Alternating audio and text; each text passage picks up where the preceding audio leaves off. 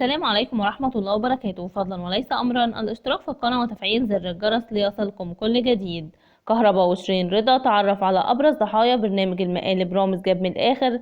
دعونا نتعرف على التفاصيل. يشارك الفنان رامز جلال في رمضان 2024 من خلال برنامج مقالب جديد يحمل اسم رامز جاب من الآخر، والمقرر أن يعرض على فضائية MBC مصر. وطرح رامز جلال البوستر الرسمي لبرنامج رامز جاب من الآخر عبر حسابه بموقع التواصل الاجتماعي فيسبوك، وعلق قائلا: بسم الله توكلنا على الله، واللهم صل وسلم وبارك على سيدنا محمد وعلى آله وصحبه وسلم، وربنا يتمها على خير ويكملها بالستر، ورمضان كريم وكل سنة وانتم طيبين بعون الله. رامز جاب من الآخر في رمضان 2024 على MBC مصر، والله المستعان. ويحرص رامز جلال على استضافة الفنانين ولاعبي الكرة داخل أحداث البرنامج، لكنهم يقعون ضحايا لمقالبه، وفي النهاية بيكشف رامز جلال عن نفسه ويكتشفوا انه برنامج مقالب. وعن أبرز ضحايا برنامج رامز جاب من الآخر والمقرر عرضه في رمضان 2024: سمية الخشاب وشيرين رضا وأيتن عامر ومحمود عبد المنعم كهربا عبد الناصر زيدان غادة عادل وهنا الزاهد. ويعتمد رامز جلال على استخدام الحيوانات والتقنيات الحديثة في تنفيذ المقالب في الضيوف، والتي لم يكشف عنها حتى الآن. إلى هنا ينتهي الخبر. شكرا لحسن استماعكم ودعمكم المتواصل، والسلام عليكم ورحمة الله وبركاته.